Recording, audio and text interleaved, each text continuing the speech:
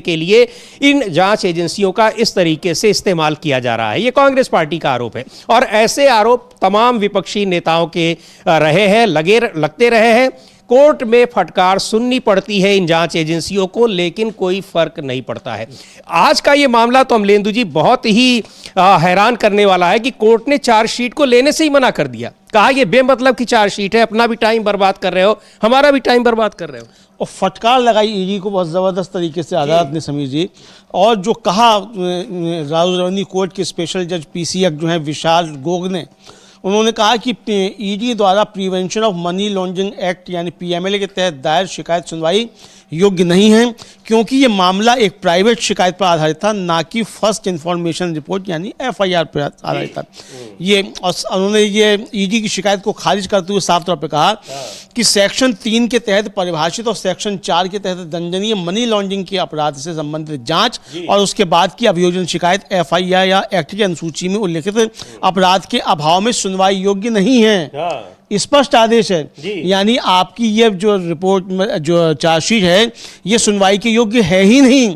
आपने इसमें कानून का पालन किया ही नहीं है। आपको जो आपने चार्जशीट दाखिल की है उसमें आपको जो शक्तियां प्राप्त हैं वो आपने उसका उल्लंघन किया है और आपने कानूनी प्रक्रिया का इसमें पालन ही नहीं किया। उसमें कुछ है ही नहीं, बकवास है एक तरीके से कहा जाए। जो जिस पीएमएलए एक्ट के तहत यानी मनी लॉन्ड्रिंग एक्ट के तहत आप उसमें चार्जशीट फाइल कर रहे हैं, आरोप लगा रहे हैं, वो वहां कहीं एग्जिस्ट ही नहीं करता है। और ये कहा कि जो न्यायिक प्रक्रिया होती है कि पहले एफआईआर दर्ज कराई जाती है, आपने किसी ने शिकायत कर दी और उसी के आधार पे आपने चार्जशीट फाइल कर दी। उसी पे आपने चार्जशीट फाइल कर दी। कोई भी आगे शिकायत कर देगा, आप आगे चार्जशीट फाइल कर देंगे। मतलब बिना किसी पड़ताल के, ना कोई जांच, ना कोई दलील, ना कोई वकील, और आपने चार्जशीट दाखिल कर दी। फांसी भी आप ही दे देते भाई। हाँ, फिर कोर्ट जाने की जरूरत क्या थी? कोर्ट जाने की फांसी भी आप ही दे देते। मोदी जी से कहते, मोदी लटका दे सीधे सीधे फांसी में, ईडी कर दे यही काम। तो ये है जो, और कोर्ट ने ये भी कहा समीर जी अपने आदेश में, मतलब राय दी उसने कि चूंकि दिल्ली पुलिस की इकोनॉमिक ऑफिस विंग ईडब्ल्यूए ने इस मामले में एफआईआर दर्ज कर ली है, इसलिए आरोपियों की खूबियों के संबंध में ईडी द्वारा दिए गए तर्कों पर फैसला करना जल्दबाजी और अनुचित होगा। इसका मतलब समीर जी ईडी को पहले आभास हो गया था कि उसकी याचिका टिकेगी नहीं, चार्जशीट उसकी टिकेगी नहीं, तो इसलिए फिर ईओडब्ल्यू है उससे फिर एफआईआर भी दर्ज करा दी गई थी 3 अक्टूबर को। तो ये सामने आया है। लेकिन एक चीज इसमें सवाल उठता है अमलेंदु जी, पहले सुन लेते हैं कि इसको लेकर अभिषेक मनु सिंघवी जो लगातार इस मामले की पैरवी कर रहे हैं उनका क्या कहना है। लेकिन एक बड़ा सवाल इसमें उठता है कि क्या जो ईडी जब ये कार्रवाई करने जा रही है, वो चार्जशीट फाइल करने जा रही है, क्या उनके अधिकारियों को इतना भी नहीं पता है कि वो कानूनी प्रक्रिया का पालन कर रहे हैं या नहीं कर रहे हैं, या फिर जानबूझकर किरकिरी कराने के लिए कि कोर्ट में तो किरकिरी होनी है, इसको फाइल कर देते हैं। इस पर बात करते हैं कि ऐसा क्यों किया ईडी के अधिकारियों ने। लेकिन पहले सुनते हैं अभिषेक मनु सिंघवी जो वरिष्ठ वकील हैं, कांग्रेस पार्टी के सांसद भी हैं, क्या कुछ कह रहे हैं इस मामले को। लगातार वह इसकी पैरवी कर रहे हैं। सुनते हैं अभिषेक मनु सिंघवी को। मैंने इस महत्वपूर्ण मामले की दलील खुद ने की थी राउज एवेन्यू में। बहुत महत्वपूर्ण निर्णय है, खोखला केस जिसको इतना ऊपर ले गए और आज उसकी कॉग्निजेंस तक नहीं हुई। आप समझ सकते हैं कि कितनी ज्यादा अतिशयोक्ति और कितना बढ़ावा चढ़ावा हल्ला करके हिस्टीरिया बना के बीजेपी सत्तारूढ़ पक्ष इसकी बात करती है। हमने कहा था बड़ी सरल चीज, ये एक ऐसा अजीबोगरीब केस है जहां पैसे का स्थानांतरण नहीं हुआ, पैसा हिला नहीं, जो प्रॉपर्टी है वो हिली नहीं, और मनी लॉन्ड्रिंग कहां से हो गई। और जिसकी प्रॉपर्टी थी वो कंपनी जिसने अब कंट्रोल करती है एजेएल को कंट्रोल करती है यंग इंडिया। तो ये बड़ी मूर्खता की बात है कि यंग इंडियन कंपनी बनाई जो डिविडेंड नहीं दे सकती, गाड़ी घोड़ा नहीं दे सकती, प्रॉफिट नहीं दे सकती, पैसा नहीं दे सकती। वो लोग जो बैठे हैं वहां पर, पहले मोतीलाल वोरा जी, सोनिया जी, खरगे जी, उनको कोई उससे कुछ एक पैसा नहीं मिल सकता, और वो कहते हैं स्थानांतरण हुआ पैसे का, मनी लॉन्ड्रिंग हुई। तो इस बात पे कॉग्निजेंस सबसे नीचे वाली छोटी सी चीज होती है। कोर्ट कॉग्निजेंस भी नहीं ले, इसका मतलब है कि ये तथ्य विहीन केस है। और आपको इससे मालूम पड़ता है कि किस प्रकार से हल्ला शोर मचा के मीडिया में एक बहुत बड़ा एक बवंडर बनाकर ये चीज की जाती है। तो यही कह रहे हैं अभिषेक मनु सिंघवी कि इसका कोई मतलब ही नहीं था, बेमतलब का ये केस था और वो उसकी पैरवी कर ही रहे हैं शुरू से। खैर अभिषेक मनु सिंघवी कह रहे हैं, लेकिन अब ये पता लग गया कि कोर्ट जो है ईडी की चार्जशीट लेने से इनकार कर रहा है। कितनी एक हास्यास्पद सी बात है। ईडी एनफोर्समेंट डायरेक्टर, बड़े बड़े IRS ऑफिसर्स वहां पर रहते हैं, वो काम करते हैं, उनके नेतृत्व में ये विभाग चलता है। लेकिन जब उनके ऊपर दबाव बनाया जाता है, जैसा विपक्ष का आरोप है कि इन जांच एजेंसियों के ऊपर जबरन सरकार के फेवर में काम करने का और राजनीतिक विरोधियों को परेशान करने का दबाव बनाया जाता है, तो फिर इस तरह के ही मामले वहां पर आएंगे। उनका जो सक्सेस रेट है वो भी अगर देखा जाए तो किस तरह से वो जितनी मामले फाइल करते हैं, कोर्ट में ले जाते हैं, वो सारे मामले लगभग खारिज हो जाते हैं, एक आध को छोड़ दिया जाए तो। लेकिन कांग्रेस पार्टी का वो ट्वीट देखते हैं और कांग्रेस ने इसको सत्य की जीत बताया है। क्या कुछ लिखा है कांग्रेस पार्टी ने अपने ट्वीट में? लिखा है कि सत्य की जीत हुई, मोदी सरकार की बदनीयत और गैर कानूनी तरीके से की गई कार्रवाई पूरी तरह बेनकाब हो गई है। माननीय अदालत ने यंग इंडियन मामले में कांग्रेस नेतृत्व श्रीमती सोनिया गांधी जी और श्री राहुल गांधी जी के खिलाफ ईडी की कार्रवाई को अवैध और दुर्भावना से ग्रसित पाया है। अदालत ने फैसला दिया है कि ईडी का मामला क्षेत्राधिकार से बाहर है, उसके पास कोई FIR नहीं है, जिसके बिना कोई मामला बनता ही नहीं। मोदी सरकार द्वारा पिछले एक दशक से मुख्य विपक्षी दल के खिलाफ राजनीतिक प्रतिशोध और बदले की भावना से की जा रही यह कार्रवाई आज पूरे देश के सामने बेनकाब हो गई है। मनी लॉन्ड्रिंग का कोई मामला नहीं, अपराध की कोई आय नहीं और संपत्ति का कोई हस्तांतरण नहीं। ये सभी निराधार आरोप जो निम्न स्तरीय राजनीति, द्वेष की भावना और सम्मान पर हमला करने की भावना से प्रेरित हैं, आज सब धराशायी हो गए। कांग्रेस पार्टी और हमारा नेतृत्व सत्य के लिए और हर भारतीय के अधिकारों के लिए लड़ने के लिए प्रतिबद्ध है। हमें कोई भी डरा नहीं सकता क्योंकि हम सत्य के लिए लड़ते हैं, सत्य में जयते। ये कांग्रेस पार्टी ने ट्वीट किया है और इसको लेकर अभिषेक मनु सिंघवी कह ही रहे हैं कि पहले से ही ये पता है कि कहीं कोई इसका आधार नहीं है, बेमतलब का ये केस है। लेकिन फिर आज कोर्ट ने भी साबित कर दिया कि ये कितना बेमतलब का केस है और इसको फाइल कर रहे हैं।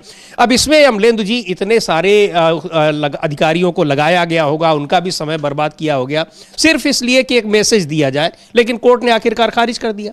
पर यह बड़ा सवाल है कि क्या ईडी के अधिकारियों को नहीं पता था कि ये कितना वहां पर एग्जिस्ट करेगा कोर्ट में जाएगा? तो बिल्कुल समीर जी, ईडी के अधिकारियों को भी पता होगा कि एग्जिस्ट नहीं करेगा और इसलिए मैंने कहा कि चूंकि उन्हें मालूम था एग्जिस्ट नहीं करेगा, तो फिर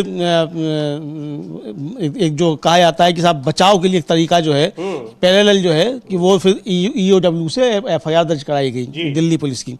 अरे भाई, अब दिल्ली पुलिस का इसमें क्या काम आ गया? जब ईडी की कार्रवाई जो है यहाँ नहीं हो पा रही, ईडी का जब केस नहीं टिक पा रहा, तो EOW का क्या किसे टिकेगा? लेकिन वो चूंकि चलता रहे मामला और मुद्दा बनाया जाता रहे, तो इसके लिए जो है इसको इस तरीके से दाखिल किया गया। और तमाम बड़े बड़े वकील जो है वो सब खड़े हुए सरकार की तरफ से, यानी ईडी की तरफ से। अब आपने इतना सब संसाधन झोंक दिया, आपने सरकार मतलब आखिर अगर ईडी का अफसर कोई जा रहा है और ईडी के वकील अगर बहस में जा रहे हैं समीर जी, तो इनकी तनख्वाहें कहाँ से आ रही हैं? हम टैक्स पेयर्स के पैसे से आ रही हैं ना। नेशनल हेराल्ड में घोटाला हुआ या नहीं हुआ वो तो अब मालूम पड़ गया, अदालत ने कह दिया कि सारा कुछ देखने लायक है ही नहीं कुछ। इसमें सब कुछ जो है, सारा इसमें जो है ये सब कुछ गड़बड़ सड़बड़ है मामला। ये कहा अदालत ने एक तरीके से कि भाई आपकी ये याचिका जो है ये आपकी मेंटेनेबल है ही नहीं, क्योंकि इसमें FIR दर्ज हुई नहीं है। किसी व्यक्तिगत आदमी की शिकायत पर आपने उठा के मामला दर्ज कर लिया, FIR अभी भी दर्ज नहीं की, तो बिना FIR के आप कैसे किसी को सजा दिलाने पहुंच जाएंगे? अरे भाई, अगर कोई बिना कत्ल की FIR दर्ज हुए क्या आप किसी को फांसी दिलवा देंगे? तो ठीक इसी तरीके से अगर कोई मनी लॉन्ड्रिंग नहीं हुई है, आपने उसकी FIR दर्ज नहीं की, उसमें सजा हो जाएगी।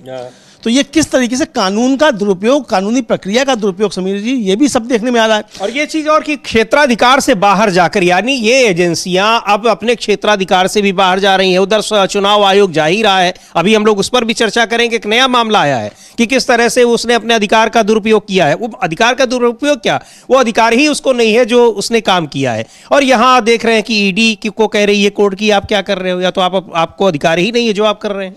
और बिल्कुल समीर जी, अब लगता ये है कि अब एक याचिका ये भी जानी चाहिए, मुझे लगता है लोग जाएंगे भी, कि ये इतने जिस तरीके के मामले हैं जिसमें ईडी को इस तरह की मुंह की खानी पड़ रही है और केस उसके पास हो रहे हैं, जिन जिन अधिकारियों ने इसमें इनिशिएटिव लिया है और इस विभाग के जो मंत्री हैं उनकी तनख्वाहों से वसूली की जाए इस पर जितना खर्च हुआ है, ये भी एक होना चाहिए, तभी इस तरीके के जो अपराध हैं इन एजेंसियों के ये रुकेंगे। ये अपराध ही है समीर जी कि आप जनता के पैसे का इस तरीके से दुरुपयोग कर रहे हैं सिर्फ अपने पॉलिटिकल बॉसेस को खुश करने के लिए। कोर्ट का भी समय और कोर्ट का भी अब समीर जी, एक अदालत जो है ये जिस मसले को सुन रही है, अगर ये मसला नहीं होता तो कोई दूसरा वहाँ सुना जा रहा होता ना मुकदमा, तो आप इतना समय कोर्ट का बर्बाद कर रहे हैं, तो इससे आप कितना नुकसान आम जनता का भी कर रहे हैं। तो ये जो इस सरकार ने, खासतौर से मोदी जी की सरकार जो है, इसने जिस तरीके से ये षड्यंत्र रच के और अपने विरोधियों को प्रताड़ित करना, इस तरीके के जो काम किए हैं, इसके खिलाफ अब लोगों को अदालतों का भी मुख करना चाहिए। ये बिल्कुल, और एक बड़ी, एक तरह से बड़ा झटका दिया है इन जांच एजेंसियों को और इसके बहाने सरकार को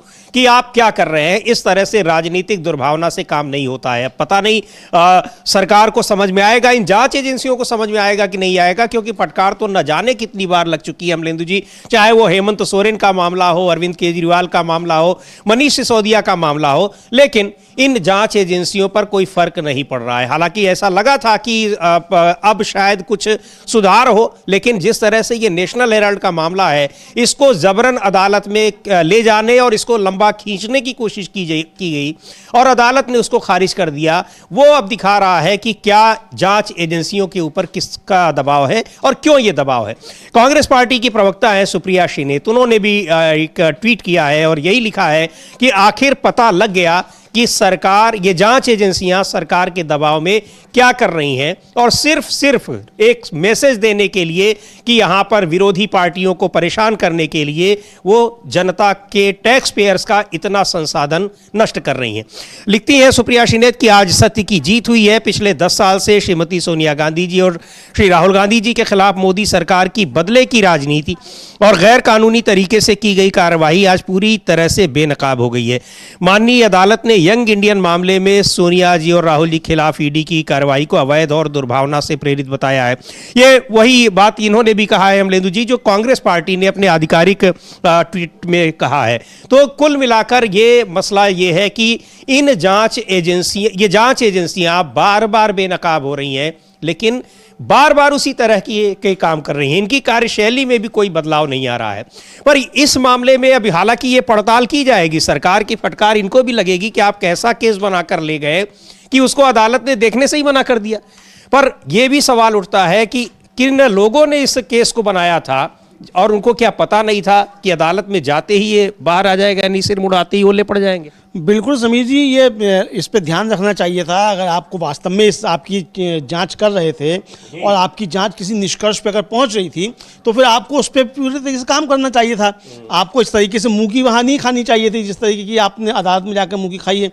और तमाम ईडी के केसेस में समीर जी, उसमें ये बुरी तरीके से मुंह की खा रही है ईडी, और इस तरीके के मामले बहुत से सारे सामने आ रहे हैं। बहरहाल इसको ये जिस तरीके से अदालत ने आदेश दिया और साफ तौर पर यह कहा कि ये किसी भी तरीके से सुनने योग्य है ही नहीं। एक तरीके से ये कहा कि ये सारा का सारा मामला जो है पूरी तरीके से एकदम बकवास है और इस स्टेज पर आपकी इसी चार्जशीट का कोई संज्ञान नहीं लिया सकता। अब सूत्र वाले जो मीडिया है समीर जी, वो सब बैठ गया है। जोशी जी के यहाँ से आ गया होगा ट्वीट, तो अब जो हाँ बताया जा रहा है, सूत्रों के हवाले से खबर दी जा रही है कि ईडी ने कहा है कि जांच जारी रहेगी। अरे तुम्हारा मुकदमा ही खारिज हो गया तो जांच का कब जारी रहेगी? अदालत कह रही है चार्जशीट तो जांच के बाद ही फाइल की जाती है। फिर बताइए कि ये तकनीकी आधार पर था वो खारिज हुआ है। अब अमलेंदु जी उसी कोर्ट में जब ये फिर लेकर जाएंगे तब फिर कोर्ट की फटकार सुनने लायक होगी। बिल्कुल बिल्कुल, और मुझे लगता है कि ये सूत वाला मीडिया जो है ये फिर ईडी की जो है बेइज्जती करवाएगा। भाई वहां जाके बेइज्जती जो है वो अमित शाह की तो होती नहीं है, मोदी जी की तो होती नहीं है। बेइज्जती जो होती है वो इस ईडी की होती है जो जाती है ये लेकर। एडवोकेट डॉक्टर नरेश कुमार हैं और उनका कहना है कि कोर्ट ने, मतलब इस मामले में उपस्थित थे वो, उन्होंने कहा कि कोर्ट ने आज निश्चित रूप से एक ऐतिहासिक फैसला दिया जिसमें कहा गया कि कोई भी प्राइवेट व्यक्ति ऐसे आरोप नहीं ला सकता, और इसलिए सुब्रमण्यम स्वामी द्वारा दायर की गई शिकायत को मान्य घोषित कर दिया गया है और इसी वजह से सच्चाई सामने आ गई है।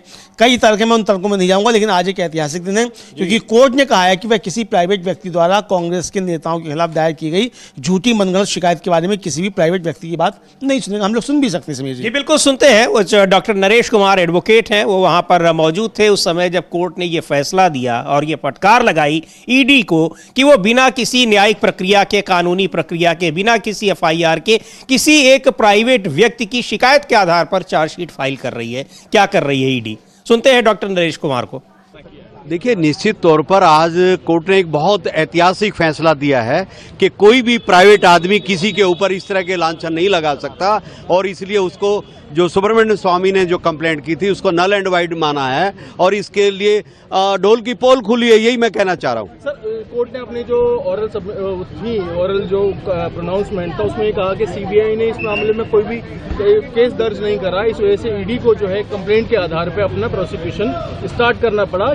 क्या बात थी सर जो जज साहब ने बोली? देखिए, बहुत सारी दलीलें होती हैं, मैं दलीलों पे नहीं जाऊंगा, पर आज का दिन बहुत ऐतिहासिक दिन है कि जो कांग्रेस पार्टी के नेताओं पर एक झूठी मनगढ़ंत एक कंप्लेंट की गई थी एक प्राइवेट आदमी के द्वारा, कोर्ट ने उसको कहा कि नहीं, कोर्ट किसी भी प्राइवेट आदमी को नहीं सुनेगा, ये मैं कहना चाहता हूँ। तो सर, अभी क्या जांच का जो दायरा है या जो स्कोप है ईडी के लिए कोर्ट ने खुला रखा है? आज के दिन की बात मैं यही कहना चाहता हूं कि न्याय मिला है, और इस न्याय के ऊपर हम यही कहना चाहेंगे कि आज भी देश में न्याय जिंदा है। तो ये किस तरीके से दिल्ली की राउस एवेन्यू कोर्ट ने, आपको बता दें कि नेशनल हेराल्ड मामले में ईडी ने जो चार्जशीट फाइल की थी उसको देखने से ही मना कर दिया और कहा यह बकवास है, इस तरह की आप चार्जशीट बेबुनियाद आरोपों पर बनाकर ले आए हैं, इसका कोई मतलब नहीं है, ये सारे आरोप निराधार हैं, किसी मतलब के नहीं है, आप इनको ले जाइए। तो ये एक बड़ी एक तरह से फटकार लगाई है ईडी को, और किस तरह यह भी पता लगा है कि अपने राजनीतिक विरोधियों, सरकार के राजनीतिक विरोधियों के खिलाफ किस तरीके से ईडी और दूसरी जांच एजेंसियां काम कर रही हैं। इसको लेकर कांग्रेस पार्टी के सांसद हैं प्रमोद तिवारी, उन्होंने भी अपनी टिप्पणी दी है और यही कहा है कि यह साफ पता लग रहा है कि सरकार इन जांच एजेंसियों का अपने राजनीतिक विरोधियों को परेशान करने में किस तरह से इस्तेमाल कर रही है। In the national Herald money laundering case सत्यमेव जयते, आज सत्य जीता है, मोदी का झूठ पराजित हुआ है। मैं इतना ही कहना चाहता हूं कि सत्य की विजय हुई है। ये वो अखबार है जिसके लिए नेहरू ने कहा था कि मैं आनंद भवन भेज दूंगा, इसे बंद नहीं होने दूंगा। ये स्वतंत्रता संग्राम सेनानियों की आवाज थी, और मोदी सरकार ईडी को लगा के उस सोनिया गांधी पे जिसने प्रधानमंत्री पद ठुकराया, उस पर झूठे आरोप लगाए थे। माफी मांगनी चाहिए पूरे देश से। आज मोदी को खुद, आज मोदी का अहम पराजित हुआ है, सोनिया गांधी की सच्चाई जीती है। सत्यमेव जयते। तो ये सत्यमेव जयते, सत्य की जीत हुई है, प्रमोद तिवारी कह रहे हैं कांग्रेस पार्टी। और सबसे बड़ी महत्वपूर्ण टिप्पणी आई अभिषेक मनु सिंघवी की, जो इस मामले की लगातार कोर्ट में पैरवी कर रहे थे, बहुत बड़े वकील हैं सुप्रीम कोर्ट के, कांग्रेस पार्टी के सांसद भी हैं। अभिषेक मनु सिंघवी को एक बार फिर सुनेंगे। उन्होंने कहा कि ये बेमतलब का तो मामला था ही, इसको तो कोर्ट में इस तरह से खारिज होना ही था। सवाल ये उठता है कि ईडी इस तरह के मामले लेकर कोर्ट में जा क्यों रही है। और मुझे लगता है अमलेंदु जी कि अब अदालतों को भी सख्त होना होगा इन जांच एजेंसियों पर, किस तरह से वाहियात मामलों को लेकर अदालत का भी समय बर्बाद करती हैं और मीडिया को भी बेमतलब की एक हेडलाइन देती हैं कि अपने विरोधियों के खिलाफ सरकार क्या कुछ कर रही है। हाँ बिल्कुल समीर जी, और इस पे तो रोक लग सकती है अगर अदालतें सख्त हो जाएं और आदेश आने लग जाएं कि जिन अधिकारियों ने ये मुकदमा चलाने की या ये चार्जशीट दाखिल करने की अनुमति दी, उनकी तनख्वाहों से जो है सारा खर्चा काटा जाएगा, एक ठीक हो जाएंगे, सीधे हो जाएंगे, वसूली हो जाएगी किसी एक अधिकारी से, बस ये समझ में आ जाएगा तुरंत कि क्या चल रहा है। तो ईडी भी ठीक हो जाएगी और सरकार भी ठीक हो जाएगी। तो अदालतों को भी थोड़ा इस पर ध्यान देना पड़ेगा कि ये अदालतों का समय बर्बाद नहीं होता समीर जी, ये अदालतों के ऊपर जो दोषारोपण होता है कि साहब वहाँ इतने मामले अटके हुए हैं, इतने मामले लंबित हैं, अरे होंगे भाई जब ये सारा समय, तो ये आगे घेर लेते हैं फर्जी मुकदमे जो हैं सरकार। अब मामलों को देखना तो पड़ेगा ही ऐसे, और इसी तरीके से फिर खारिज। अब ये बहुत ऐतिहासिक फैसला इसको इसीलिए कहा जा रहा है कि किस तरह से जांच एजेंसियों की जो कार्यशैली है उस पर बहुत बड़ी टिप्पणी है अदालत की। बिल्कुल, जांच एजेंसियों में बहुत सख्त टिप्पणी, और ये कह देना अदालत का कि भाई ये सब बकवास है और ये मेंटेबल नहीं है। आपने किसी प्राइवेट व्यक्ति की शिकायत पे आपने उठा के चार्जशीट दाखिल कर दी और एफआईआर आपने आज तक दाखिल नहीं की। भाई मनी लॉन्ड्रिंग अगर आप कह रहे हैं कि हुआ तो मनी लॉन्ड्रिंग हुई होगी ना, वो पैसा कहीं होगा, आपने बरामद किया। और जबकि इस तरीके के कई केसेस में पहले ही आ चुका है, सुप्रीम कोर्ट के आदेश आ चुके हैं कि अगर कोई मामला, कोई पैसा बरामदगी नहीं हुई है तो पीएमएलए एक्ट नहीं होगा। छत्तीसगढ़ का जो शराब घोटाला था उसमें पूरा केस ही खाली इसलिए हो गया कि भाई इसमें पैसा कहाँ से किधर ट्रांसफर हुआ, बताओ ना। किसने किसको दिया, बरामद किया आपने? एक पैसा बरामद नहीं हुआ। अरविंद केजरीवाल के केस में भी यही हुआ कि साहब वो 100 करोड़ रुपया आना था। अरे आना तो 2G घोटाले में भी था, कई हजार करोड़ रुपया, कहाँ गया वो? बिल्कुल हलफनामा देकर माफी मांगी उस विनोद राय ने।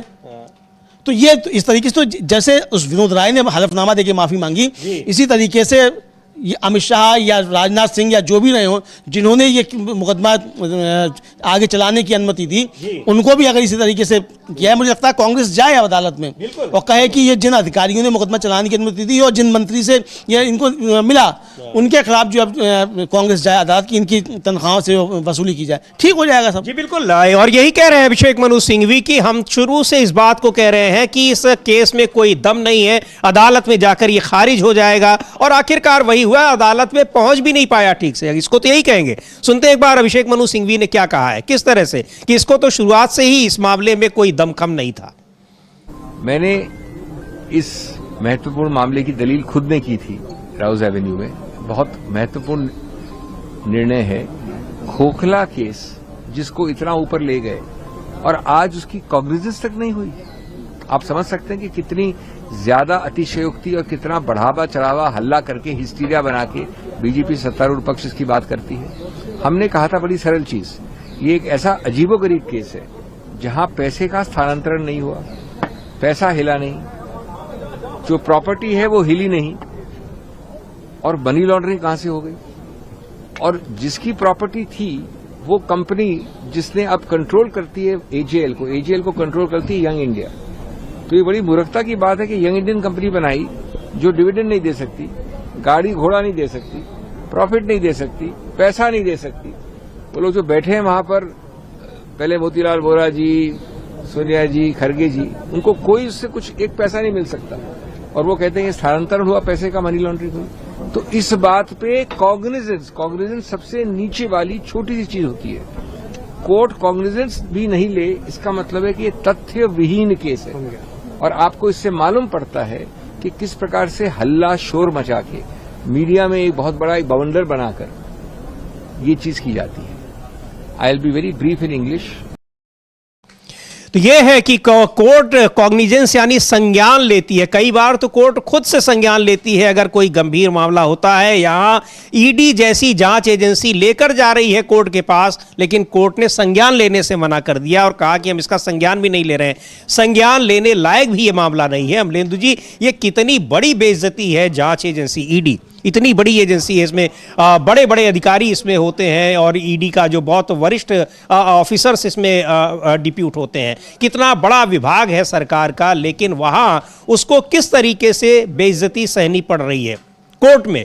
यानी कोर्ट ये कह रहा है कि आपको ये पता भी नहीं है कि प्रक्रिया क्या होती है, किस तरीके से मामला लाया जाता है, और क्या किसके ऊपर कोई ये कह देगा कि आप आरोप लगा दिया तो आप उसके खिलाफ चार्जशीट लेते आएंगे, इसलिए कि वो सरकार की विरोधी पार्टी का व्यक्ति। हाँ बिल्कुल, सरकार का जो विरोधी व्यक्ति का पार्टी है या सरकार के विरोध में है या आप उसे अपने साथ लाना चाहते हैं। अब जिस तरीके से प्रयास चल रहा है कि साहब वो हेमंत सोरेन जो है आ जाएं एनडीए में, और उसके लिए पूरे एली जोशी का जोर लगाया हुआ है ये अरविंद केजरीवाल को लाने के लिए। खैर अरविंद केजरीवाल एनडीए में तो शामिल नहीं है, लेकिन एनडीए में ही है वो, मतलब बीजेपी के लिए ही काम करते रहते हैं, इस तरह का आरोप लगता रहता है। बहरहाल, लेकिन जितना परेशान अरविंद केजरीवाल को भी किया गया सिर्फ इसीलिए कि वो एनडीए में आ जाए, इसके लिए तो ये अब जिस तरीके से किया गया, तो अब इनका एक तरीके से देखा जाए तो इनका दिन जो है वो मतलब इस तरीके के केसेस के वो पूरे हो रहे हैं। और एक तगड़ा जो आप कह सकते हैं कि वो सेटबैक ईडी और बीजेपी दोनों को लगा है। एडवोकेट शौरवीर सिंह वो भी कह रहे हैं कि बीजेपी को बहुत तगड़ा सेटबैक लगा है, उनको भी हम लोग जी बिल्कुल। इसको लेकर बीजेपी की बात इसलिए हो रही है क्योंकि लगातार ये आरोप लगते रहे हैं कि ये जांच एजेंसियां सरकार के दबाव में, सरकार के कहने पर विपक्षी पार्टियों के नेताओं के खिलाफ अनावश्यक कार्रवाई कर रही हैं, जांच कर रही हैं, गिरफ्तारी कर रही हैं। और यहां तो अब पता लग गया कि उस मामले में कोई दम नहीं है, लेकिन ईडी चार्जशीट लेकर पहुंच रही है कोर्ट के पास। सुनते हैं शौरवीर सिंह एडवोकेट हैं, वो भी उस समय मौजूद थे कोर्ट में, क्या कुछ हुआ वो बता रहे हैं। जी, जज साहब ने कहा कि जिस तरीके से ईडी को मिसयूज करके भाजपा के लोग उसको ऐसा टूल बनाया, वो भी सिर्फ विपक्षियों के लिए, तो under section 3 of money laundering act, जिसके तहत जज साहब ने कहा कि ये इलीगल माना गया है कि किसी प्राइवेट कंप्लेनेंट के बिहाफ पर हम कोर्ट में ट्रायल नहीं चला सकते।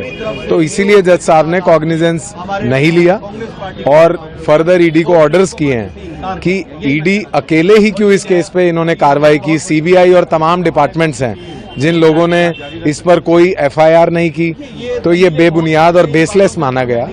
इस वजह से कोर्ट ने इसका कॉग्निजेंस नहीं लिया और ईडी को फर्दर आदेश किए हैं कि 16 जनवरी की अगली तारीख पे अगर आप कोई सबमिशंस करना चाहते हैं तो आप करें। और ईओडब्ल्यू के केस में इंफॉर्मेशन अलाउ किया और इसमें कॉग्निजेंस लेने से मना कर दिया। तो फ्रेश जो एफआईआर ईओडब्ल्यू ने की है, इस चार्जशीट के मद्देनजर या उसके संदर्भ में उस पर कोई भी उसका संज्ञान लेने से भी मना कर दिया कि ये प्रीमेच्योर स्टेज होगा, अगर उसके बारे में कुछ कहा जाए। बिल्कुल बिल्कुल, बिना ट्रायल के अगर हम किसी चीज को एडवांस, तो वो टोटली पॉलिटिकल हो जाता है।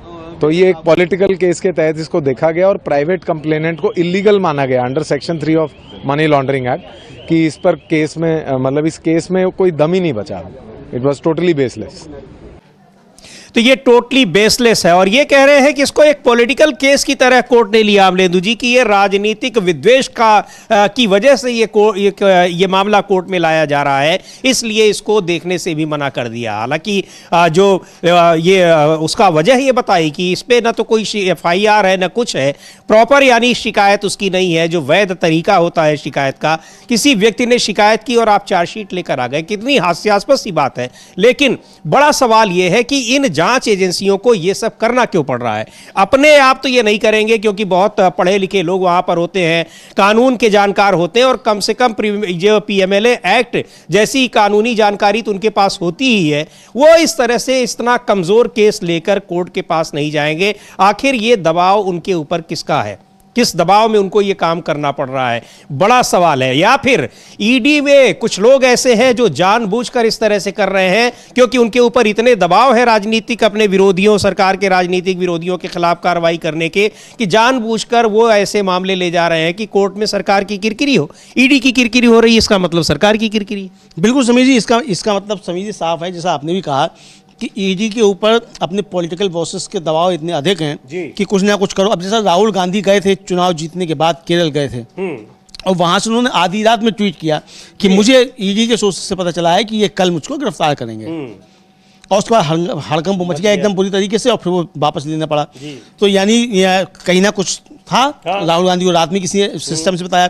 इसी तरीके से कहा भी था राहुल गांधी ने कि मुझे सिस्टम में लोग बताते हैं, चुनाव आयोग की जी तमाम जानकारियां हैं, कहां से मिल रही हैं। चुनाव आयोग का साफ तौर पर चुनाव आयोग जो वैध तरीका है उस तरीके से तो कुछ बता नहीं रहा है, कोई सूचना दे नहीं रहा है, कोई सूचना नहीं दे रहा है। और चुनाव आयोग के अंदर तक की चीजें सब निकल के आ रही हैं, यहाँ तक आ रही हैं कि साहब व्हाट्सएप पे ही एसआईआर जो था वो अप्रूव हो गया। इतना बड़ा काम आप देश भर में कराने जा रहे हैं और आपने व्हाट्सएप पे ही उसको सैंक्शन कर दिया और अधूरा जो था उस पर आदेश पारित मतलब आपने जारी कर दिया और आज तक उसका कोई स्पष्टीकरण नहीं किया। अधूरा वाक्य क्यों है उस आदेश में, कोई स्पष्टीकरण नहीं। सेमी कॉलम के बाद वाक्य गायब क्यों है, क्या आप कहना चाहते थे, वो पूरी तरीके से एक तरीके से गायब है। तो ये सब देखने में आया। तो इसका मतलब सिस्टम के अंदर राहुल गांधी के और कांग्रेस के लोग जो है वो आकर सब सूचनाएं दे रहे हैं और इसलिए हो सकता है कि भाई इतना ज़्यादा बीजेपी की तरफ से कांग्रेस सीधे सीधे मोदी शाह की बात कर रही है, इनका दबाव है कि इनकी तरफ से सीधा दबाव पड़ रहा है और इसलिए ये फर्जी मुकदमे जो तैयार किए जा रहे हैं, लेकिन मुंह की खानी पड़ रही है,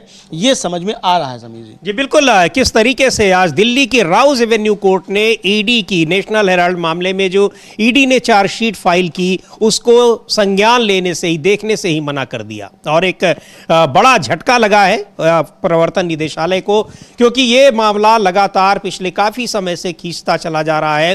कई मामले दर्ज हो रहे हैं और उसको एक के बाद एक उसमें मामले में कई बार पूछताछ भी हुई है। और जैसा अभिषेक मनु सिंघवी ने कहा कि शुरू से हम कह रहे हैं कि इस मामले में कोई दम नहीं है, बेमतलब खोखला बिल्कुल मामला है, लेकिन इसको खींचने की कोशिश की जा रही है ताकि जनता में यह संदेश दिया जा सके कि कैसे विपक्षी पार्टियों के नेता, उनके ऊपर भ्रष्टाचार के आरोप हैं, जबकि इसमें कोई मामला बनता नहीं है। पर आज बहुत बड़ा झटका है ये ईडी को और निश्चित तौर पर अगर आरोप लग रहे हैं कि ईडी सरकार के दबाव में काम कर रही है तो सरकार को भी बड़ा झटका है कि आखिर सरकार क्या कर रही है। कम से कम कुछ तो ऐसा करे कि चीज़ें छिपी रहे। इतना खुलेआम राजनीतिक विद्वेष से अगर काम कर रही है तो फिर ये बात छिपी रह जाएगी, ऐसा नहीं होगा। कई बार ऐसा हुआ है, लेकिन यह मामला तो बहुत ही गंभीर है कि कोर्ट ने उसको चार्जशीट को देखने से ही मना कर दिया।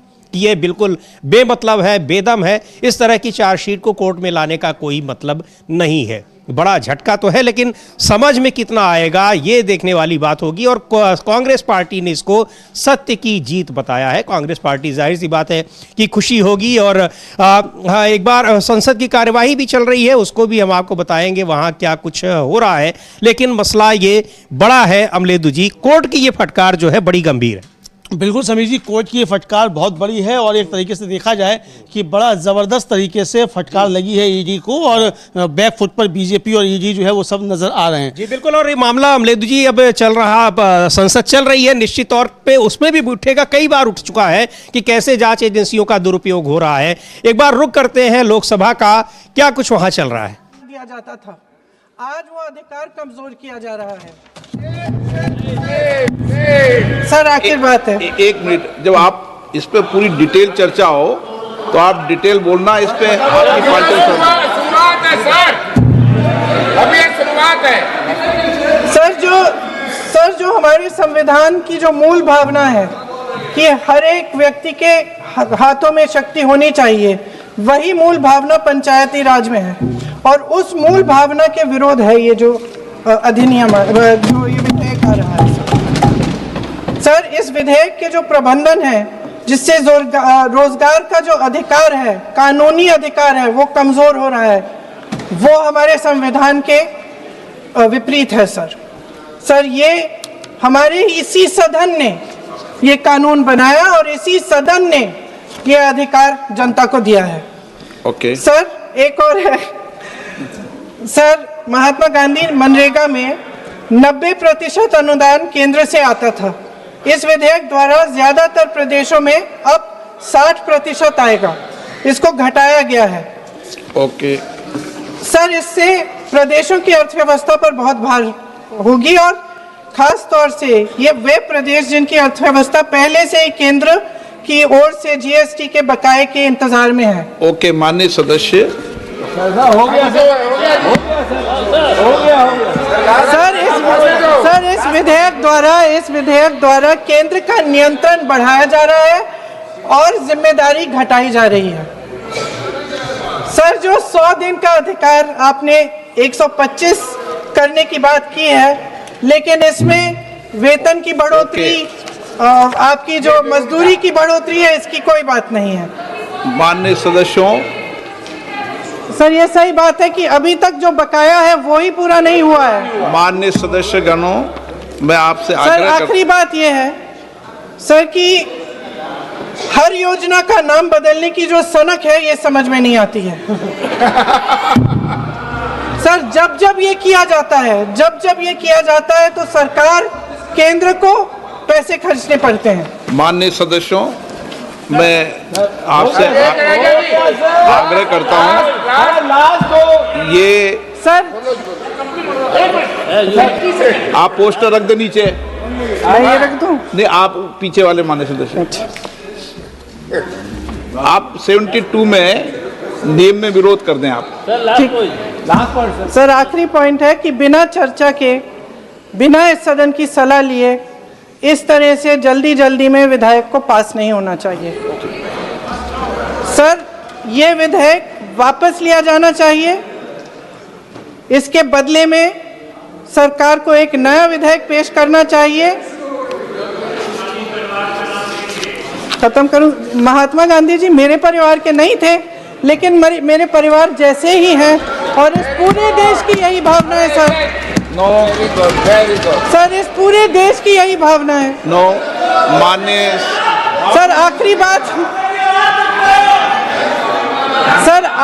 बात यह है कि गहन जांच पड़ताल और व्यापक चर्चा के लिए इसे कम से कम स्थायी समिति के पास भेजा जाना चाहिए, और कोई विधायक किसी की निजी महत्वाकांक्षा, सनक और पूर्वाग्रहों के आधार पर न तो पेश होना चाहिए और न ही पास होना चाहिए। धन्यवाद। माननीय सदस्यगण, मैं किसी भी माननीय सदस्य को बीच में नहीं रोकना चाहता, लेकिन सदन नियमों प्रक्रिया से चलता है, नहीं तो फिर माननीय सदस्य सदन के बाहर कहेंगे कि हमें माननीय अध्यक्ष ने बोलने नहीं दिया। सदन नियम प्रक्रियाओं से चलता है और नियम 72 सब माननीय सदस्यों ने पढ़ रखा है, इसलिए मैं सभी माननीय सदस्यों से आग्रह करूंगा कि मैं सबको मौका दूंगा, लेकिन नियम 72 के अंतर्गत विषयों पर ही अपनी बात को फोकस रखें। जब इस पर डिटेल चर्चा होगी तो आप अपनी विस्तृत चर्चा उस विषय पर कर सकते हैं। Shri Shaukat Rai ji. Sir, under Rule 72(1), I oppose. तो ये अमलेंदु जी लोकसभा में आज पेश किया गया है जो मनरेगा यानी महात्मा गांधी राष्ट्रीय ग्रामीण रोजगार गारंटी योजना, जो बहुत ही महत्वाकांक्षी योजना थी और वो यूपीए सरकार लेकर आई थी। पूरी दुनिया में उस कार्यक्रम की चर्चा हुई थी और उसकी प्रशंसा की गई थी। आज उसको पहले तो ये हुआ कि उससे महात्मा गांधी का नाम निकाल दिया जाए और अब उस योजना को ही बदलकर ऐसी योजना उसको बनाई जा रही है कि जिसमें जो केंद्र का की जिम्मेदारी होगी वो केवल 60% रहेगी। अभी तक 90% रहती है और कहीं कहीं कुछ राज्यों में पूरी तरह से वो जिम्मेदारी केंद्र की होती है, लेकिन अब उसको कम किया जा रहा है। उसी पर प्रियंका गांधी बोल रही थी और सबसे बड़ी आपत्ति लोगों को ये है कि आखिर महात्मा गांधी का नाम बदलने की इतनी हड़बड़ी और इतनी, प्रियंका गांधी की भाषा में कहें तो सीधे कह रही कि सनक। ये सनक क्यों सवार है सरकार को? और सनक ये भी सवाल है कि एक महात्मा गांधी का भी पोस्टर नहीं दिखाया जा सकता अंदर। मतलब बीजेपी के मंत्री जो है मोदी जी की कब्र खोदने की बात करते रहेंगे, वहां खोदते रहेंगे जी। वो सही है, वो आप उसको उसमें संसद की कार्रवाई में भी ले लेंगे। लेकिन एक चीज है, स्पीकर ओम बिरला जी ने आज एक बड़ी महत्वपूर्ण बात कही कि सदन नियमों से चलता है। हाँ, सदन नियमों से चलता है। ये बात पहले नहीं मालूम थी देश को। ये 70 सालों में पहली बार इस देश को मालूम पड़ा कि बिरला जी ने बताया कि सदन जो है वो नियमों से चलता है, वरना अब तक तो ऐसे ही चल रहा था, यही मालूम पड़ता है। लेकिन उन्होंने बताया है कि सदन जो है नियमों से चलता है, तो वो नियमों से चल रहा है, बताया बिरला जी ने, बहुत अच्छी बात है। लेकिन समीर जी, जो सनक जो है और जो प्रोपेगेंडा मशीनरी है भारतीय जनता पार्टी की, वो चाहे ईडी के जरिए हो, चाहे वो उनके प्रवक्ताओं के जरिए, वो किस मतलब कहा जाए, सनक जो है वो पागलपन की हद तक पहुंच जाती है। सनक वही होती है ना कि पागलपन की हद तक पहुंच जाए, तो वो चीजें सामने आने लगी। आज दो झटके एक तरीके से देखा जाए तो लगे हैं भारतीय जनता पार्टी को जी। तो उस पर भी हम बात करते हैं। अभी इसी मुद्दे पर अब पवन खेड़ा जो कांग्रेस के नेता हैं वो एक प्रेस कॉन्फ्रेंस कर रहे हैं, एक बार सुनते हैं क्या कुछ कह रहे हैं पवन खेड़ा। खुल गई राउज एवेन्यू की एक अदालत ने नेशनल हेरल्ड, जो पिछले 12 साल से आप लोग रोज सुनते हैं लगभग,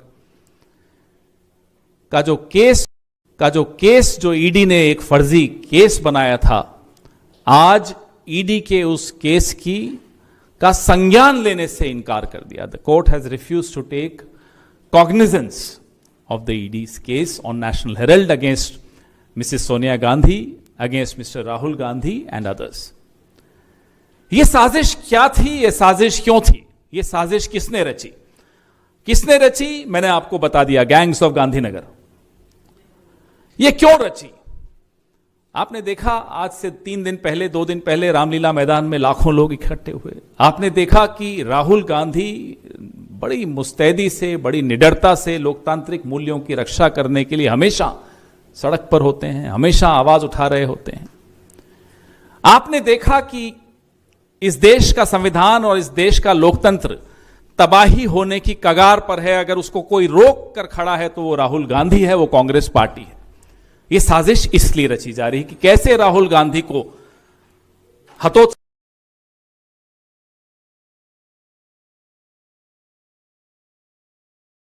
राहुल गांधी के खिलाफ नहीं है, सोनिया गांधी के खिलाफ नहीं है, कांग्रेस पार्टी के खिलाफ नहीं है। साजिश आप सबके खिलाफ है। ये साजिश इस देश के लोकतंत्र के खिलाफ है। ये साजिश इस देश के संविधान के खिलाफ है। ये साजिश एक एक भारतवासी के मौलिक अधिकारों के खिलाफ है, क्योंकि उन सब की रक्षा करने का दायित्व इस देश की जनता ने विपक्ष को सौंपा है और विपक्ष, खास तौर पे राहुल गांधी, उस दायित्व को बहुत मजबूती से निभा रहे हैं। यही दिक्कत है गैंग्स ऑफ गांधीनगर में।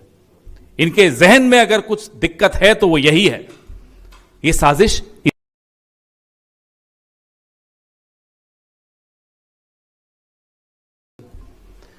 पिछले 12 साढ़े 12 सालों से टीवी डिबेट्स हो रही हैं, हेडलाइन बनाई जा रही हैं, सुर्खियां बटोरी जा रही हैं, लोगों का ध्यान बाकी तमाम मुद्दों से हटाकर नेशनल हेराल्ड पर क्यों लाया जा रहा है? कभी पूछिए आप। अभी जब हम यहां बात कर रहे हैं तो संसद में चल रहा है, एक चर्चा चल रही है, डिबेट्स चल रही हैं कि महात्मा गांधी के नाम से जो स्कीम है, महात्मा गांधी का नाम हटाया जा रहा है। यह सब कुछ जुड़ा हुआ है। महात्मा गांधी हो या नेशनल हेराल्ड हो, यह सब स्मृति चिन्ह है उस लंबे संघर्ष के जिसकी वजह से हमें और आपको आजादी मिली। आपको पता होगा कि नेशनल हेराल्ड पर अंग्रेजों ने प्रतिबंध लगाया था, और आज ये वही लोग जो उस वक्त मुखबिरी की साजिशें रचते थे, आज फिर नेशनल हेराल्ड के खिलाफ साजिशें रच रहे हैं। ये साजिशें इसलिए रची जा रही हैं। पीएमएलए, मेरे साथी बड़े काबिल वकील हैं, मोहम्मद खान, आप जानते हैं इनको, जाने माने हैं, ये आपको और इसके बारे में कानूनी बातें ये रखेंगे। लेकिन पीएमएलए का केस एक ऐसी कंपनी पर जो नॉट फॉर प्रॉफिट कंपनी है, सेक्शन 25 की कंपनी है, कैसे लग सकता है? जहां न आपको तनख्वाह मिल सकती, न जहां 1 रुपए का आपको बेनिफिट मिल सकता है, ना जहां अपने प्रॉपर्टी, यंग इंडिया की कोई प्रॉपर्टी ट्रांसफर नहीं हुई, कुछ सेल नहीं हुई, पीएमएलए का केस लगा दिया। तो यह आपकी प्राइवेट आर्मी नहीं है ईडी। और ईडी के अफसर, सीबीआई के अफसर, इनकम टैक्स के अफसरों को आज आंखें खोलकर, कान खोलकर समझ लेना चाहिए, सुन लेना चाहिए कि वो खुद अपने भविष्य के साथ तो खिलवाड़ कर ही रहे हैं, इस देश के लोकतंत्र के भविष्य के साथ भी खिलवाड़ कर रहे हैं। यह खतरा उन सब के लिए है जो कठपुतली बनने को तैयार हो जाते हैं। आज जो राहत मिली है, राहत ये 4 या 5 नाम, सोनिया जी, राहुल जी और जो अनेक हमारे साथी हैं, उनके नाम की बात नहीं है। उनको राहत मिली ये बात नहीं, ये राहत आप सबको मिली है। ये राहत इस देश के लोकतंत्र को मिली है, क्योंकि चुप कराने की साजिशें चलती रही और चलती रहेंगी आगे भी। जब भी राहुल गांधी वोट चोरी की बात करते हैं, कोई महत्वपूर्ण मुद्दा उठाते हैं, तो प्रधानमंत्री का क्या जवाब?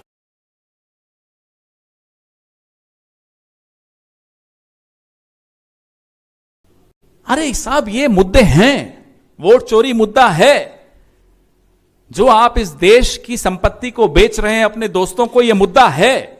बेरोजगारी मुद्दा है, गिरता हुआ रुपया मुद्दा है, बढ़ती हुई महंगाई मुद्दा है, महिला सुरक्षा मुद्दा है। हम क्यों नहीं उठाएंगे किसानों के मुद्दे? हम क्यों नहीं उठाएंगे संविधान के मुद्दे? हम क्यों नहीं उठाएंगे दलितों, आदिवासियों, अल्पसंख्यकों, महिलाओं, सबके मुद्दे? हम जब भी ये मुद्दे उठाते हैं, हमारा मुंह बंद करने के षड्यंत्र रचे जाते हैं। आज अदालत ने इन षड्यंत्रों को बेनकाब किया। आज राहत की सांस शायद ईडी वाले भी ले रहे होंगे कि चलिए, एक दबाव जो हम पर डाला जा रहा था वो खत्म हुआ। दबाव डालने वाले 2 नाम हैं, नरेंद्र मोदी और अमित शाह। ये सरकार कहना मुझे लगता है उचित नहीं होगा इनको। सरकारें ऐसी नहीं होती। सरकारों पे कुछ लोग जिस तरह से काबिज होते हैं, जिस तरह के लोग काबिज होते हैं, उनको लगता है वो गैंग चला रहे हैं। इस वजह से ये स्थिति पैदा हुई है। पहले स्वामी, उसकी शिकायत नहीं चल पाई, फिर ईडी के स्वामी खुद चले आए, नहीं चल पाई। भाई, स्वामी की शिकायतें अगर इतनी गंभीरता से लेते हो तो प्रधानमंत्री के चरित्र पर भी काफी कुछ ट्वीट कर देते हैं, फिर आप ट्वीट डिलीट कराते हो। क्यों नहीं सिर्फ उनकी उस ट्वीट पर जांच कराते? प्रधानमंत्री के चरित्र पर जब स्वामी ट्वीट करता है तब आप चुप हो जाते हो, उनसे ट्वीट डिलीट कराते हो। कराइए ना जांच। वो तो एप्स्टीन फाइल्स, ये वो फलाना ढिमका बहुत कुछ बोल रहे हैं, करिए, चलाइए, मांग करते हैं हम भी, चलिए जांच करवाइए। मजाक बना के रखा है इस देश के लोकतंत्र का कि सारी एजेंसियों की आंखें खुलती हैं सिर्फ विपक्ष को देखने के लिए, कान खुलते हैं सिर्फ विपक्ष के खिलाफ। अब आपके सामने जो हुआ, तथ्य आपके सामने हैं। बार बार हम इस पूरे केस, इस पूरे प्रकरण के विषय में हम आपके सामने आते रहे हैं। अब तो आप लोगों को भी रट गया कि पीएमएलए में क्या सही फिट बैठता है, क्या नहीं बैठता, सेक्शन 25 की कंपनी कौन सी होती है। मोहम्मद जी और मेरी जरूरत ही नहीं आपको, आप खुद समझते हैं। फिर भी मैं मोहम्मद जी से आग्रह करूंगा, निवेदन करूंगा कि वो आपको संक्षिप्त में कानूनी पहलू भी समझाएं।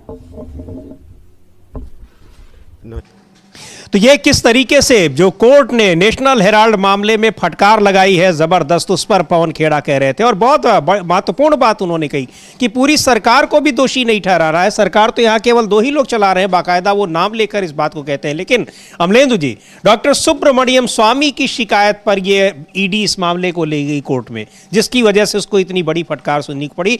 और वही कह रहे हैं पवन खेड़ा कि डॉक्टर सुब्रमण्यम स्वामी तो प्रधानमंत्री के ऊपर कितने आरोप लगाते हैं, कराइए आप उनकी भी जांच। बिल्कुल, अब कह रहे हैं हम तो तैयार हैं, आप जांच कराइए, प्रधानमंत्री के खिलाफ भी जांच कराइए, मांग करते हैं वो जाने कौन कौन से एपिस्टीन फाइल और क्या क्या कह रहे हैं। और बार बार जो है वो करते हैं। हालांकि एक बार तो उनका ट्वीट भी डिलीट हो गया, हम लोगों ने उस पर चर्चा भी कर ली थी कि उसके बाद उसका ट्वीट डिलीट करवा दिया गया। अब करवा दिया गया कि हो गया कि कर दिया, वो तो वो जाने, उनका काम जाने। लेकिन उन्होंने आरोप तो बहुत गंभीर लगाया। और पवन खेड़ा यही कह रहे हैं कि भाई अगर सुब्रमण्यम स्वामी इतने गंभीर आदमी हैं, उनकी किसी भी बात पर जो है आप जांच कराने लग जाएं तो कराइए। नरेंद्र मोदी के खिलाफ उनके चरित्र को लेकर बात कर रहे हैं बहुत ज्यादा। और इधर मनरेगा में से जिस तरह से महात्मा गांधी का नाम हटाया गया है अमलेंदु जी, उस बिल को पेश किया गया है लोकसभा में, लेकिन लोकसभा में उस बिल पर गांधी जी का नाम हटाने को लेकर जबरदस्त विरोध चल रहा है। एक बार चलते हैं लोकसभा, क्या कुछ हो रहा है देखते हैं। संसदीय कार्य मंत्री जी ने न ये खड़े होने की आदत है इनकी।